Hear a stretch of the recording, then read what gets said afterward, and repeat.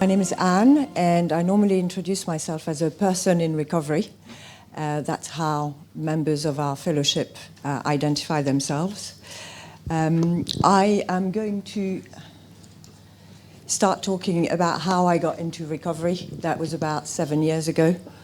I went into a 12-step fellowship that specialized in alcohol addiction.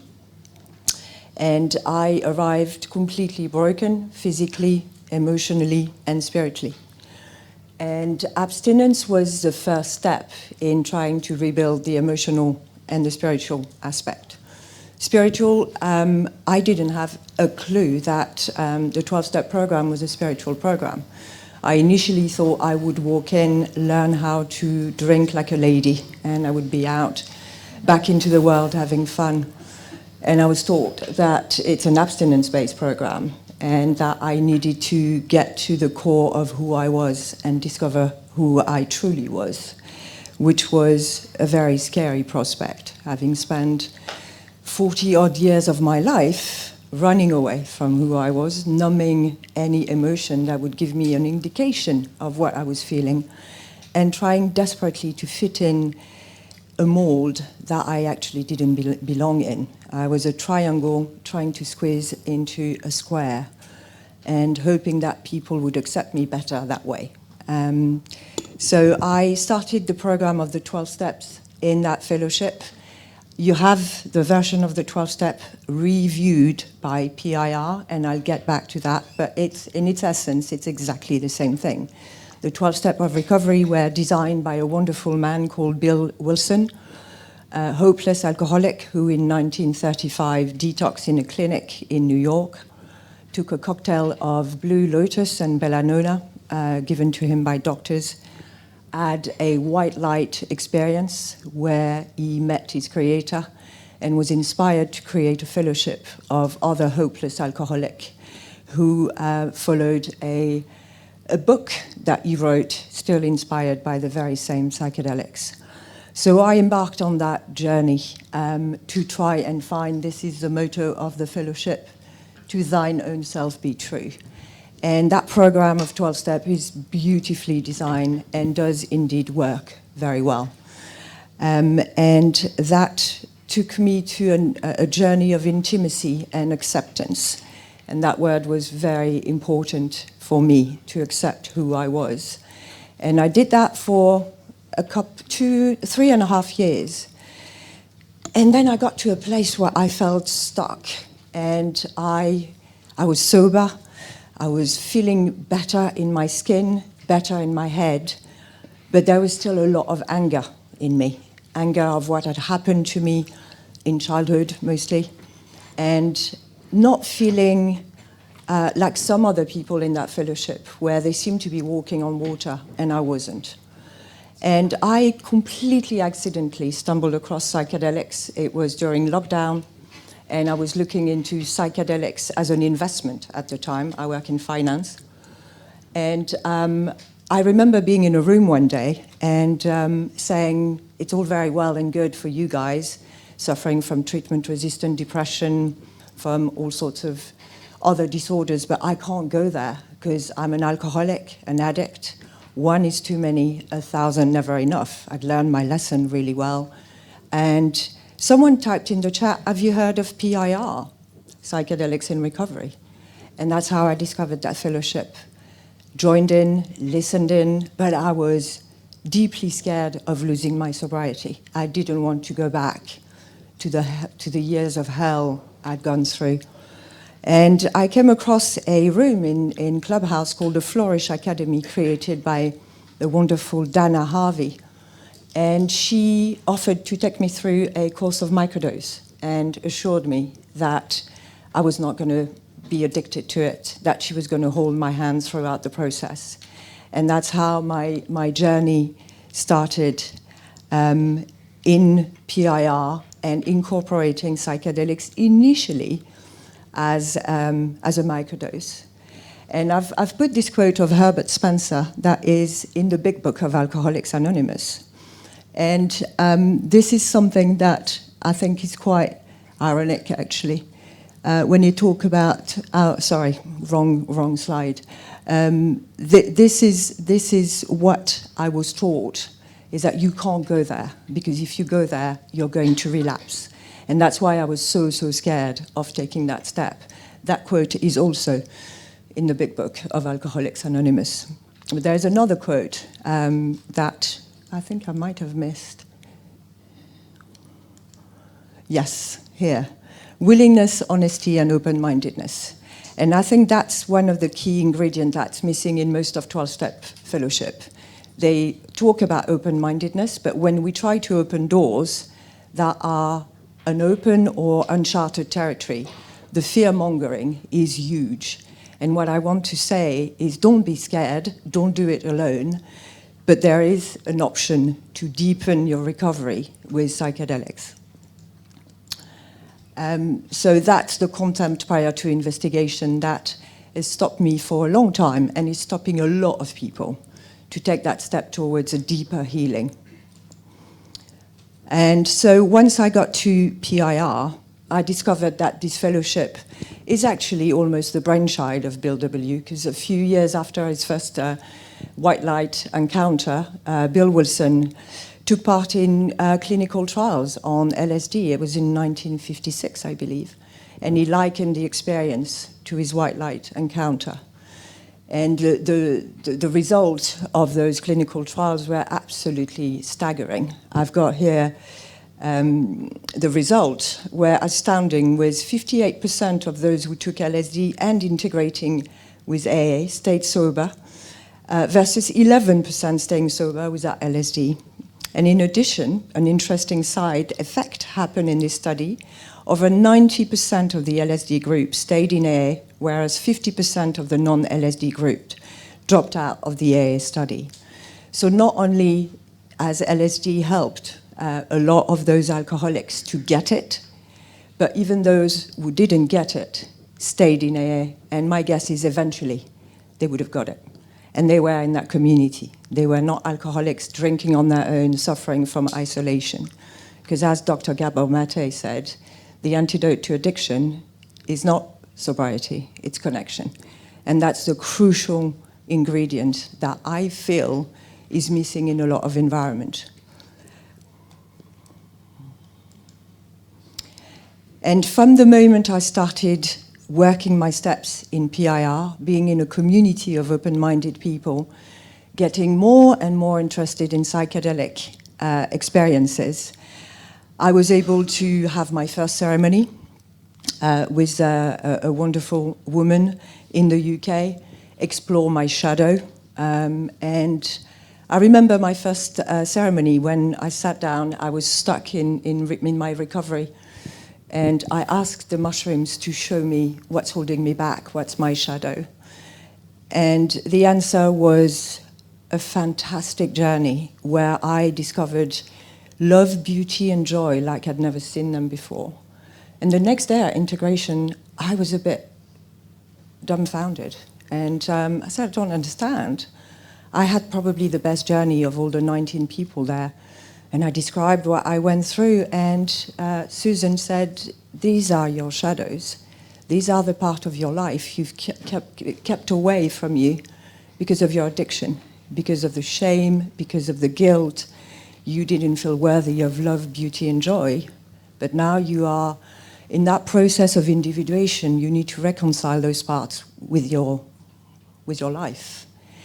And that was beautiful. That was really, I think the process of individuation, as described by Young, started with the 12-step, was not completed, because it's never completed, but really solidified after that ceremony. And it was another year and a bit until I received an invitation from the Foundation El Puente to take part in one of their expeditions in the Amazon forest.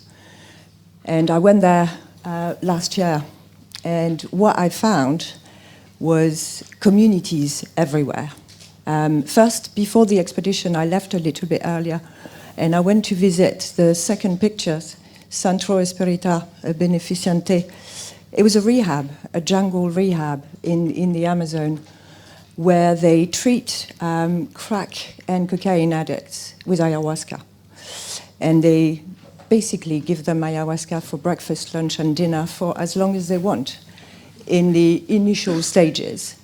And people are lying down and listening to messages, to mantras.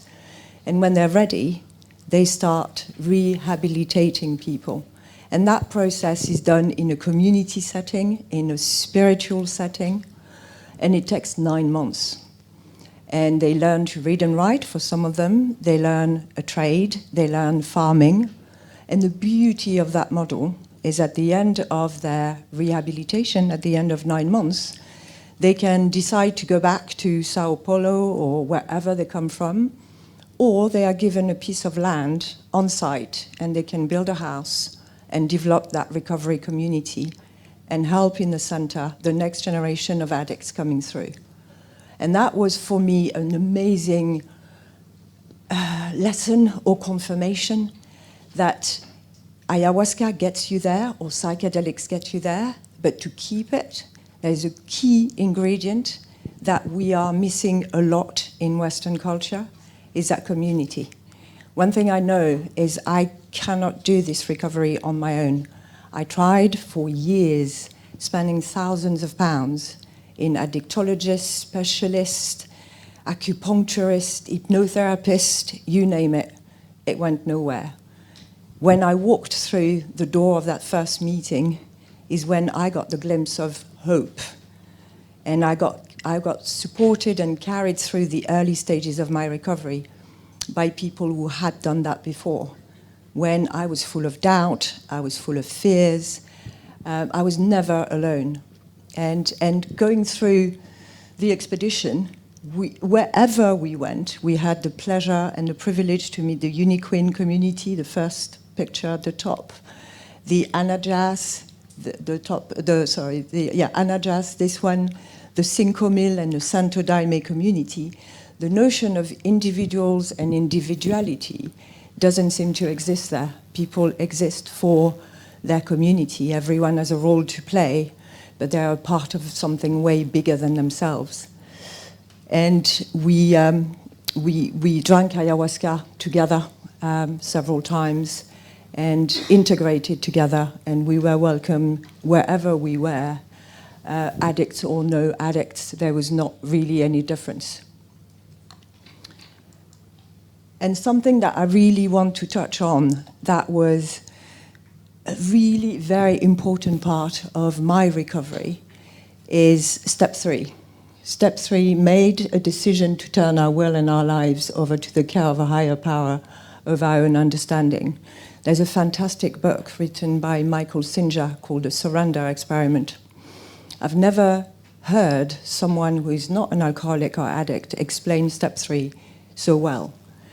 And when I first worked my steps, I was really confused about how do you do that? How do you really trust that there is someone, somewhere, a force, an energy that can guide me? I was reluctant, and I tried, and it was baby steps.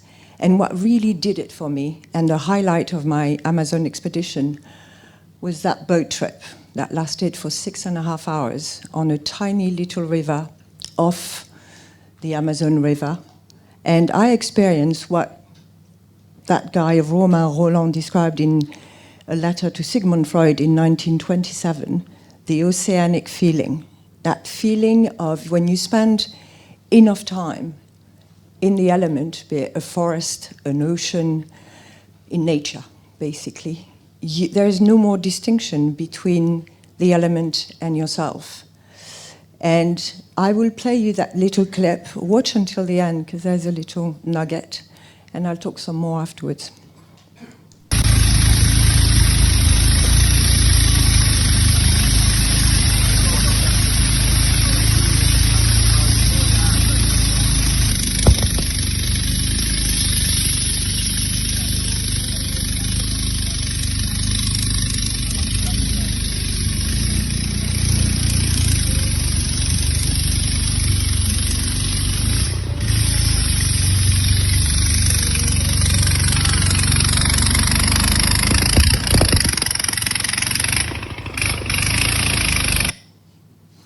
that little boy fishing.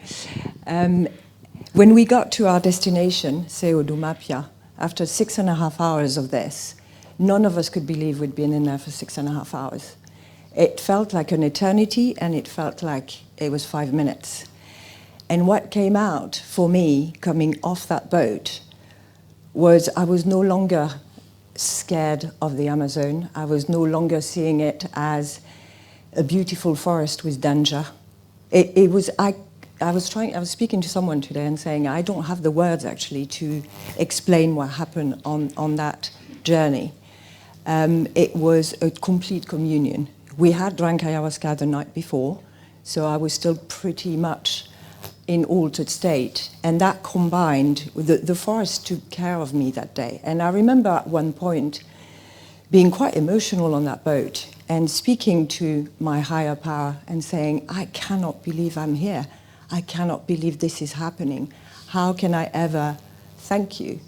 And the voice came back and said, you need to go out there and talk about your recovery and talk about what you're experiencing, because a lot of people are never going to get that chance. A lot of people are never going to know about the power of nature, the power of the plants, and how that can sustain any struggle. And so I'm delighted to be able to do that today and share that experience, because it was truly transformative. I often say, and I think Carl Jung said it before me, I left for the Amazon, I believed in God, a higher power of my own understanding. And I came back, I know God, or a power of my own understanding. For me, it's a creative force. It's love with a capital L. It's someone that is with me at all time, a hand on my shoulder, a guidance. And that is such a burden has been lifted from that point on. And I feel I don't have to worry about a thing. I'm in the right path, I'm doing the right thing. Recovery, my early stages of recovery have reconciled me with myself. I've realized there's actually nothing wrong with me. I recently was diagnosed with severe ADHD, which can also explain my quest towards drug and alcohol as a way of coping. I am not a bad person. I made some bad decisions. I have made my amends, as described in 8 and 9. And now my only job is actually to help other people get to where I am, because I know they can't do it on their own. I know a lot of people have got preconceived idea of what fellowships are, recovery is. And I also want to contribute to educating people on psychedelics. They're not drugs for temporary pleasure or escape. They are potent medicine that nature has given us to help us cope with some really taxing and difficult mental health condition, particularly this side of the world.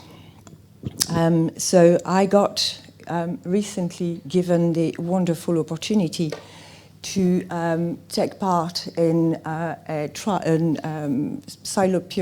called the Psychedelic trial. It's a clinical trial at Imperial College. And the trial is funded by NIHR, and therefore, one of the requirements from NIHR is that they have a representative of the public and patient on board and helping bring the participant and the patient's point of view in the design of the trial. And I've been working with a fantastic team at Imperial College for the last 18 months.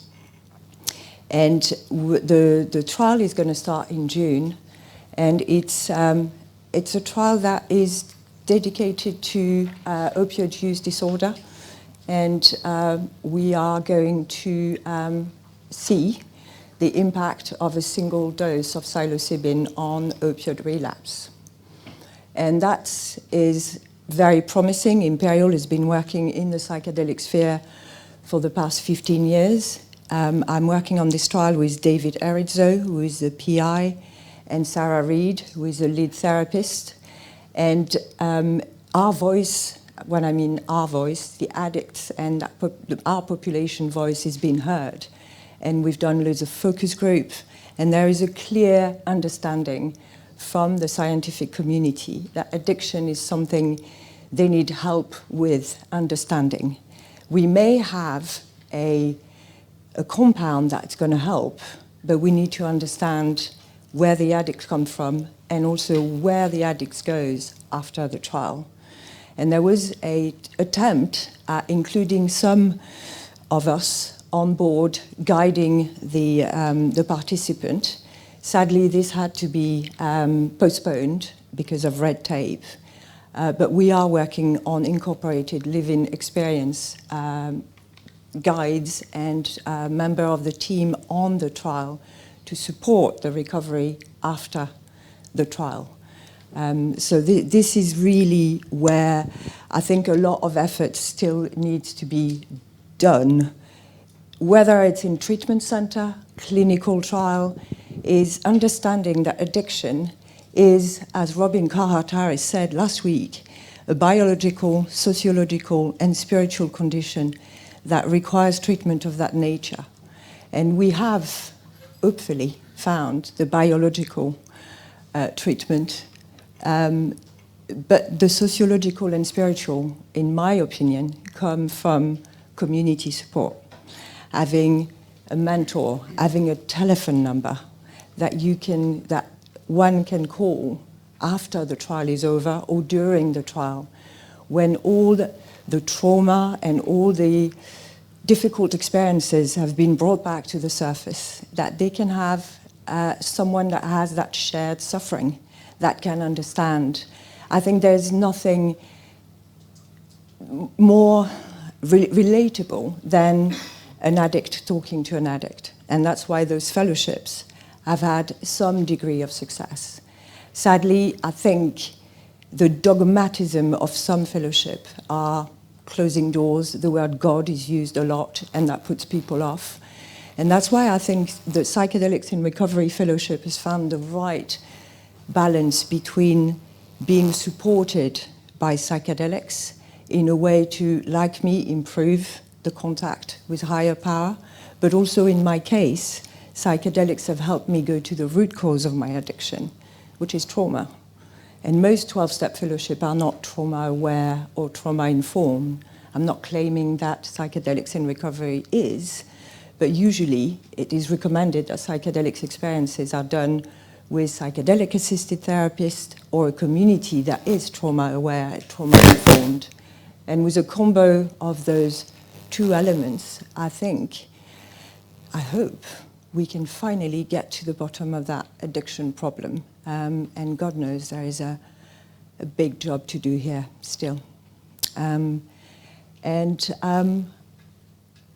is the end of my talk. We've got a few minutes.